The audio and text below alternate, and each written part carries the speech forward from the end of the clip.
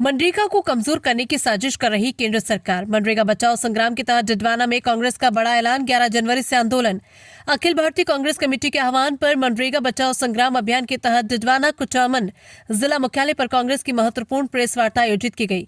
ये प्रेस वार्ता पूर्व विधायक चेतन डूडी के आवास पर हुई, जिसमें कांग्रेस नेताओं ने केंद्र की मोदी सरकार और राजस्थान की भाजपा सरकार पर मनरेगा जैसी जनकल्याणकारी योजनाओं को योजनाबद्ध तरीके से कमजोर करने का आरोप लगाया।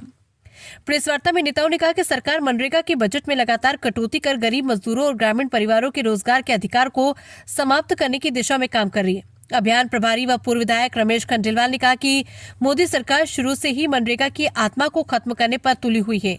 उन्होंने कहा कि वर्तमान में मजदूरों को केवल 266 रुपए प्रतिदिन मजदूरी मिल रही है, जिससे परिवार चलाना मुश्किल है, जबकि कांग्रेस की मांग है कि मजदूरी 400 रुपए प्रतिदिन की जाए। उन्होंने कहा कि सरकार 125 दिन रोजगार देने का दावा करती है, लेकिन हकीकत में बजट घटाकर योजना को बंद करने की साजिश की जा रही है। खंडेलवाल ने कहा कि कांग्रेस भगवान राम की विरोधी नहीं, लेकिन भाजपा धर्म की आड़ में गरीबों के अधिकारों पर हमला कर रही है। महिला कांग्रेस प्रदेश अध्यक्ष सारिका चौधरी ने कहा कि मनरेगा सोनिया गांधी की दूरदर्शी सोच का परिणाम है, जिसमें ग्रामीण महिलाओं, दलितों और गरीबों को आर्थिक मजबूती दी। उन्होंने आरोप लगाया कि सरकार मनरेगा की जगह जो नया कानून VGGRRM लाना चाहती है, वो संविधान के अनुच्छेद 21 और 40 की मूल भावना के खिलाफ है।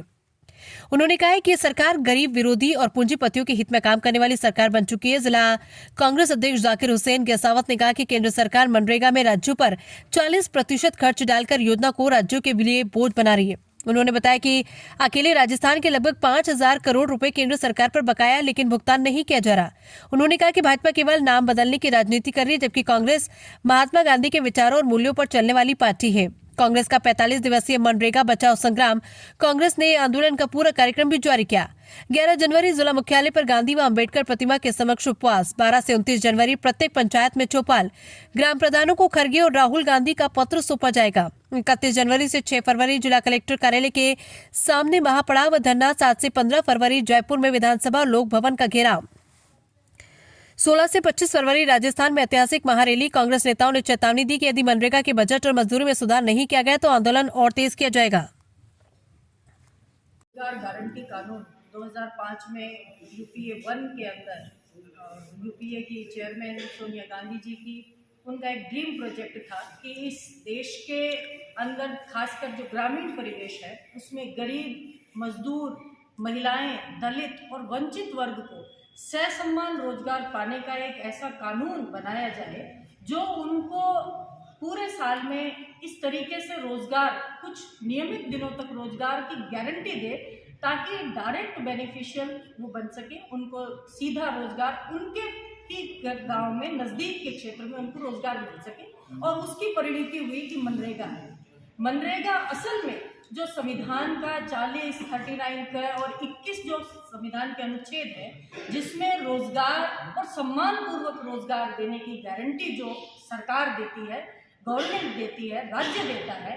आज जो अब ये VGGRRM जो इन्होंने नया एक कानून ये मनरेगा की जगह लेकर के आए हैं, मैं ये कहना चाहती हूँ कि वो कानून संविधान की अनुच्छेद की जो आत्मा है, उसकी जो भावनाएं हैं, उनके बिल्कुल विपरीत है। क्योंकि संविधान का अनुच्छेद हमें सम्मान पूर्वक ग्रामीण क्षेत्र के अंदर रोजगार देने की गारंटी देता है, और जो मनरेगा की भी धारा 3 और 5 है वो संविधान के उन्हीं अनुच्छेदों को आगे लेकर के जाते हैं। और खासकर जो मनरेगा था वो ग्रामीण क्षेत्र की और दलित महिलाओं के लिए एक बहुत जीवनदायिनी जो रोजगार की एक गारंटी योजना कांग्रेस ने शुरू की थी। और पहले ही दिन से जब बीजेपी नरेंद्र मोदी की सरकार 2014 से जब से सरकार में आए हैं, इनकी पूरी नज़र नरेगा को ख़त्म करने की थी, क्योंकि ये ग्रामीण, दलित, महिला और वंचित वर्ग के पहले दिन से ही विरोधी रहे हैं। और ये सबसे बड़ी योजना थी जो उनके पक्ष की योजना और उनके जीवन में अमूलचूल परिवर्तन लाने वाली योजना थी। इसलिए लगातार ये कोशिश कर रहे थे कि हम इसको ख़त्म करें। मनरेगा को लेके आज सभी जिले कोऑर्डिनेटर के ऊपर इसलिए पूर्व वक्ताओं ने रमेश जी खंडेलवाल साहब ने प्रभारी है, सारिका जी सारी बात बताई है। तो कल आपको ये कहना चाहता हूँ, भाजपा सरकार जब से ये बनी है, मोदी सरकार, उस दिन पहला बजट जब था लोकसभा में, जब मोदी जी ने इशारा कर दिया था ये कांग्रेस के जो मनरेगा चला रहे ना, ये खड्डे मैं खड्डे इसको बंद होने नहीं दूँगा, धीरे धीरे इसको खत्म इशारे तक खत्म कर दूंगा। वो उसी ट्रैक पे चलते चलते आज बंद की स्थिति बना रहे हैं। इनको गांधी परिवार से नफरत है, इनको अम्बेडकर साहब के कानून से मतलब कानून का बदलाव करना चाहते हैं। आप बताइए, जब ये आरएसएस के हिसाब से ये चलते हैं, गांधी जी की हत्या किसने की? गोडसे साहब ने, जो आरएसएस से जुड़े थे। उन्हें मरते मरते ये बोला हे राम। आज ये मनरेगा का नाम श्री राम के नाम से जय राम के नाम से ये इसलिए निकालना चाहते हैं ताकि लोगों में मैसेज है कि देखो हम तो राम जी के नाम से योजना लागू करें, वो कांग्रेस वाले इसका विरोध कर रहे हैं, जबकि वो महात्मा गांधी जिनकी हत्या आरएसएस वालों ने की और उसने लास्ट लफ्ज ये बोला हे राम। तो आज हम राम भगवान का हम सम्मान करते हैं, उल्टा वो अपमान करके इस मतलब इसके अंदर नाम जोड़ा, जो भगवान राम का नाम इस तरह से राजनीतिक इसमें नहीं होना चाहिए। दूसरी बात, आज 10% था राज्य सरकार का, 90% केंद्र सरकार का था।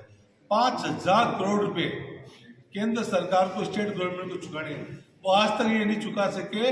और राज्य सरकार कहाँ से चुकाएगी? जब 40% ये लागू हो जाएगा स्टेट गवर्नमेंट पे, तो आप देखिए ये 4 गुना पैसा बढ़ जाएगा स्टेट गवर्नमेंट को। तो ये मजबूर होकर धीरे धीरे मनरेगा जो